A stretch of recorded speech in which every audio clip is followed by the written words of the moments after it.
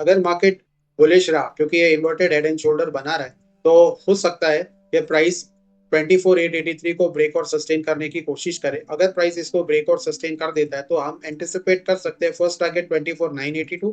अगर ये ब्रेक और सस्टेन हो जाए तो 25,051, और अगर ये भी ब्रेक हो जाए तो 25,122 का लेवल्स हम देख सकते हैं। ऐसे केस में क्या है कि हमें कॉल के पोजीशन में बैठना है, जैसे जैसे रेजिस्टेंस ब्रेक हो रहा है हमें कॉल के पोजीशन में बैठना है। अगर प्राइस इनमें से किसी भी लेवल्स को अटेन करने के बाद लेट्स से 24,982 के पास प्राइस है, यहाँ पे डबल बॉटम बना है, डबल टॉप बना है, और प्राइस अगर इसके ऊपर जाके अगर इस तरह से रिवर्स कर रहा है तो आपको एक पुट के पोजीशन में बैठना है रिवर्सल ट्रेड के लिए। सिमिलरली यही प्रोसेस अगर 25,051 और 25,122 के पास हो जाए तो भी आपको रिवर्सल के हिसाब से पुट के पोजीशन में एंट्री लेना है। लाइकवाइज अगर प्राइस इस तरह से 24,813 के आसपास आता है और यहाँ पे इस तरह से एक डबल बॉटम ट्रिपल बॉटम बना के प्राइस ऊपर की तरफ निकलता है तो फर्स्ट टारगेट 24,883, और अगर ये ब्रेक और सस्टेन हो जाए तो 24,982 का लेवल्स हम एंटिसिपेट कर सकते हैं। ऐसे केस में आपको कॉल के पोजीशन में बैठना है रिवर्सल ट्रेड के लिए। अगर रेजिस्टेंस ब्रेक होते जा रहा है आप कॉल के पोजीशन में बैठेंगे, रेजिस्टेंस से प्राइस रिवर्स हो रहा है तो आप पुट के पोजीशन में बैठेंगे।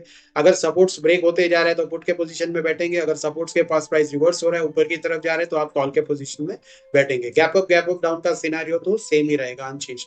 बेरिश केस कब बन सकता है?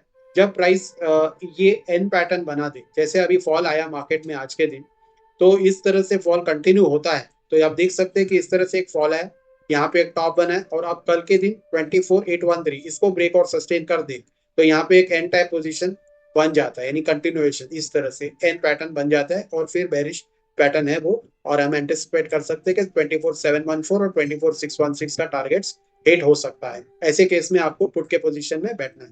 देखिए मार्केट तो कंटिन्यूसली 2 दिनों से काफी बुलिश था, तो आज मार्केट में एक ये हो सकता है कि एक पॉज लिया है, तो उस हिसाब से एक साइडवेज मूवमेंट हमने देखा है। ठीक है फ्रेंड्स, डिसिप्लिन मेंटेन करना बहुत जरूरी है।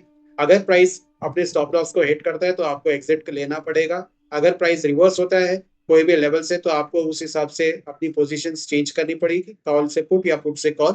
इस बात का आपको ध्यान रखना पड़ेगा।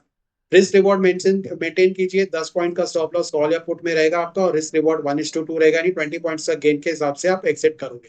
कल है, कल इस तरह से मार्केट कामकाज कर सकता है, तो ये लेवल्स काफी इंपॉर्टेंट है, इन्हें आप प्लीज नोट डाउन कर लीजिए। फ्रेंड्स, अगर आपको मेरा वीडियो अच्छा लगा तो कमेंट सेक्शन में हाँ लिखिए, और अगर आपको कोई क्वेरीज है तो उसमें भी मेंशन कीजिए, और लाइक शेयर सब्सक्राइब करना मत भूलिए।